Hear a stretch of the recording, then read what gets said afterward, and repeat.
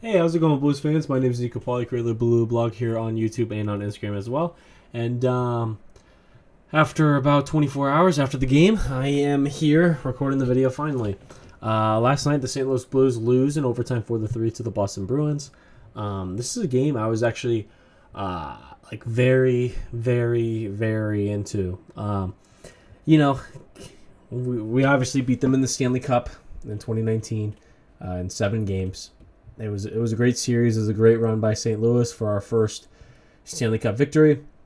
So whenever we get to play Boston, it always holds extra value, even though they're an Eastern Conference team and we only play them 1 or 2 times a year. But it's just nice. It's just like, all right, well, we beat these guys in the Cup. Let's keep beating them, right? Because it's just like, I don't know. That's just my point of view. But enough of that. Let's get into this game. First period, I felt like was a great period played by the St. Louis Blues.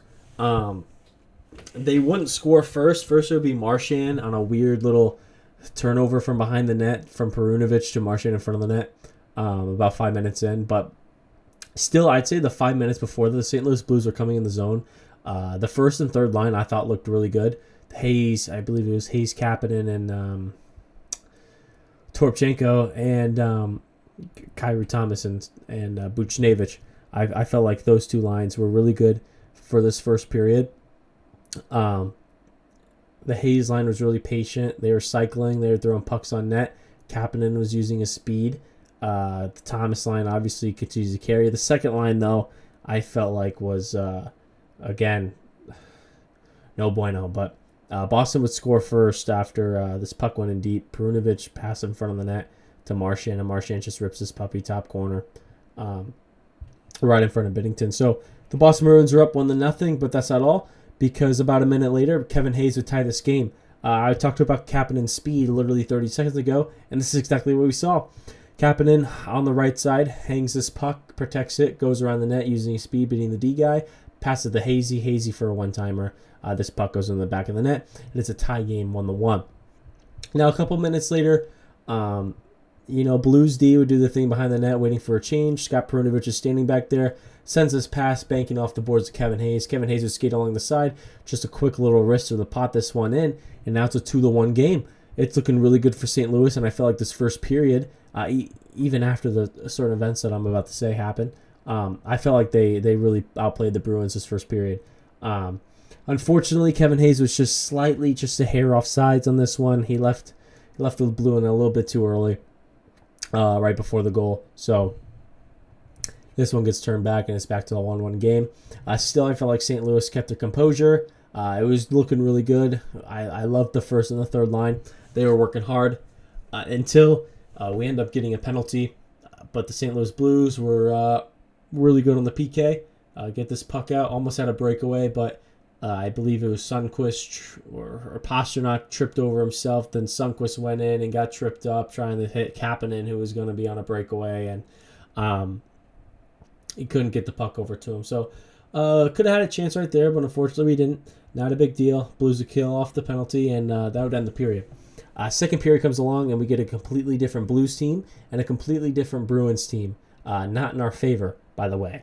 The Bruins come out. I felt like this period they really, really, really wanted to take it and run with it. So they come in, they're forechecking hard. They're already forechecking all game pretty hard, but this one I felt like they were really getting into like our skin. They were really, really getting under our skin. So they kept coming in, they kept getting chances. Then eventually McAvoy would get the puck in the 6:26 mark. And he even pot for his 5th of the year from Boquist and Van Riemsdyk. Not much Binnington could really do there. It happens, but the Blues keep working. They keep fighting. Eventually, they kind of get some ozone time, and they would draw a penalty. And the Blues on the power play, it's been hot lately, continues to stay hot. Robert Thomas would just throw this puck into the front of the net. Goes off of Swayman's pads. Kyrie would chop at it. Go across the neighbors. The neighbors tap this in for an open net. This is the second power play goal in a row for the St. Louis. Back-to-back games, they score a power play goal, and this was their third power play goal in the last 2 games. But that's not all we will see from the power play. So that one at the 10:57 mark. Neighbors is 13th of the year, assisted by Kyra and Thomas. Still rest of period. I felt like it was mostly Bruins, but the Blues had a little bit of fight back. It wasn't like the first 10 minutes to where the Blues, it really felt like it was all Bruins. Like we were hemmed in our zone. And a big notice about this too is in the second period. That's our bad changing time. So our defensemen really and our team has to get the puck in deep and make sure it stays deep so our D guys could change. And there was a shift there where it was Luddy and Parayko on the ice. They were hemmed in their zone for about almost 3 minutes, which if you don't know, the average NHL shift is about 40 seconds, maybe a little bit closer to a minute for a defenseman, and going for 3 minutes. Honestly, almost just all D-zone play is just no bueno. Not good. But, the come away, that period, still tied 2-2. Not many complaints. Not many complaints, honestly.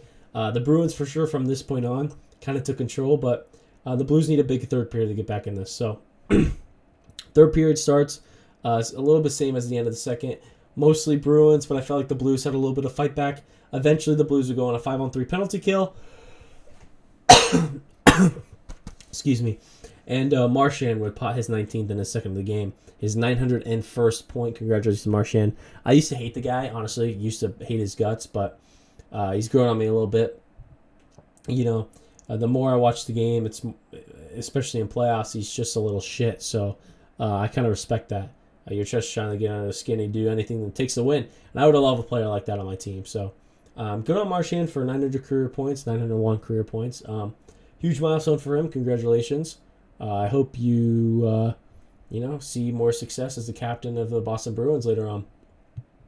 Just hopefully not against the Blues, ever. So, so Marchand on the 5-on-3. It's wide open net. Puck goes across the ice from Pastrnak and Range side for his 19th of the year at the 7:43 mark. And the Bruins would still have about a minute and 40 seconds in the power play. Blues would kill this one off. But before that, Kapanen would have a breakaway on the penalty kill. Sankos would get a tripping call. It happens, but a little bit of a flop from McAvoy.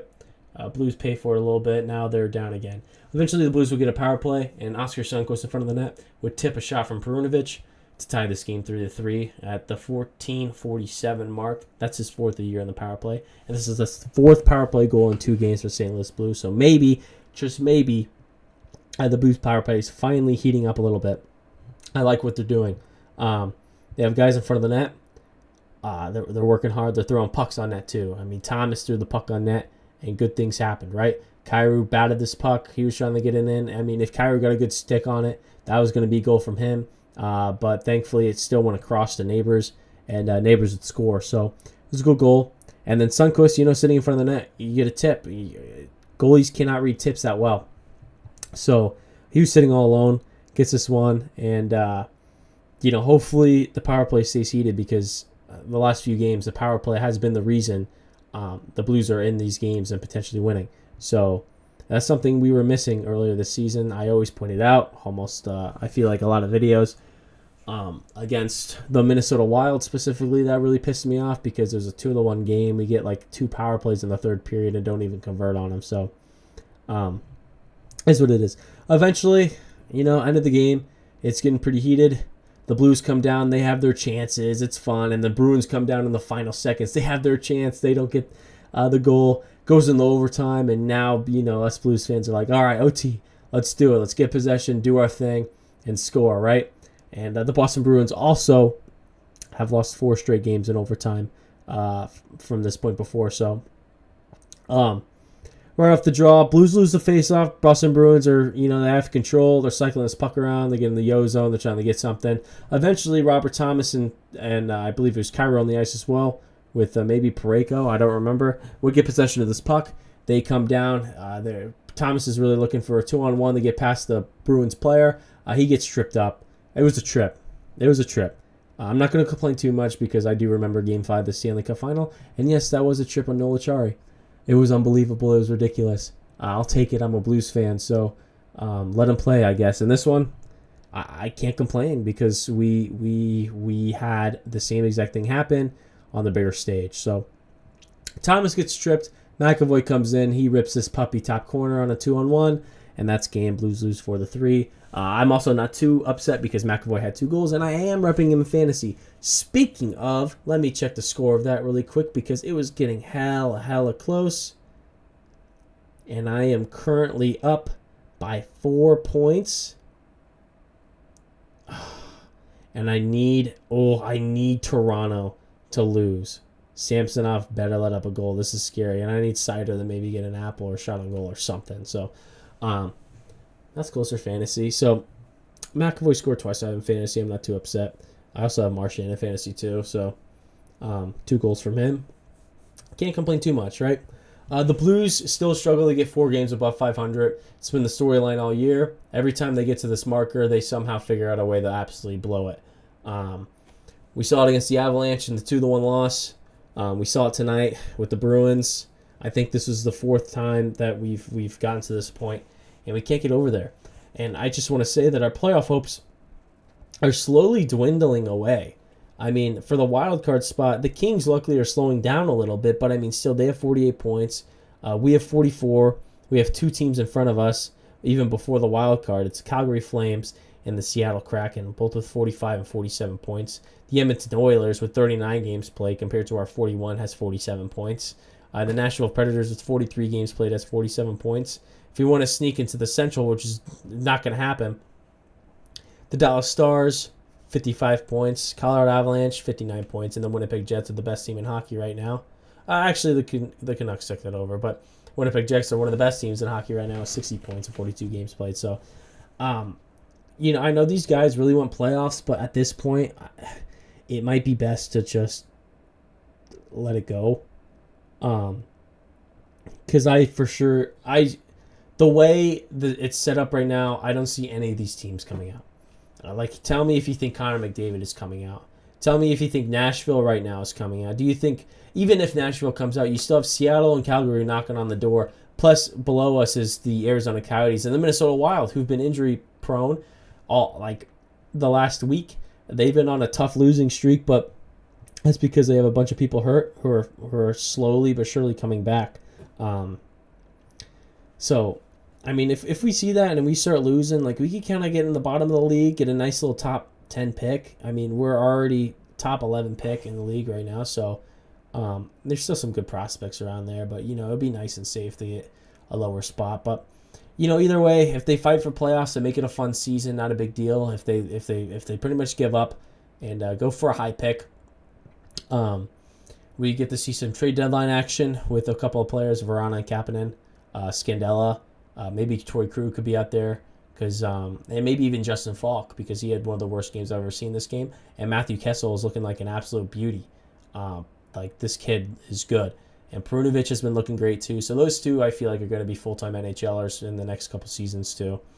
Kessel, I would say, and Perunovic really could be full-time NHLers right now. Just not the best, not the full to the potential, but in a few years, they'll be recognizable. The gross duo. So we'll just see what happens, right? I mean, no matter what, I feel like as a Blues fan, it's going to be fun. I mean, either we make it in the playoffs or we don't. It's fun to the last game, or the off season and the trade deadline is fun, with trades and draft picks and maybe people wanting to sign in St. Louis, because clearly we're not a terrible team and we need some help. Maybe Doug Armstrong will get after upgrade our second line, because our second line has been no bueno. Even Jake Niebuhr's 5-on-5 looks like trash, but it is what it is. Not a big deal. That's all I got for myself tonight. Next game I believe is going to be tomorrow Monday. We play the Philadelphia Flyers. Kevin Hayes takeover game. Just you wait. 3 goals incoming. Against Philadelphia Flyers are at 7 o'clock Central Time and 6 o'clock my time, Pacific Time. So, yeah. Oh, one more thing. I will be flying into St. Louis on Wednesday. Luckily, they have no game on Wednesday, but I do fly into St. Louis on Wednesday, and me and my girlfriend are attending the game on Saturday against the Washington Capitals. We specifically chose this game because I kind of grew up watching Alex Ovechkin. He's the greatest goal scorer of all time. Massive icon in hockey, and I've always idolized him. So, seeing him in person maybe one last time would be really cool. And might as well do it in St. Louis because they're in town and they got this Hall of Fame ceremony thing happening or something like that. I don't know what's going on. I don't know the promotions, but it's something cool happening. So let me know if you guys are attending the game. I'll be there. I don't know what section I'm in, but I'll check. I'll post on Instagram or something. So I appreciate everybody for coming in. I know it's been kind of a slow couple of weeks for myself just because I got sick, but hopefully from here on out, stay healthy and we keep going, right? So hope everybody has a good night. Like, subscribe, let me know what you guys think. Let me know if you guys want to watch the game with me at all, maybe Thursday or Saturday, because I'll be in town. But I appreciate everybody. Have a good night.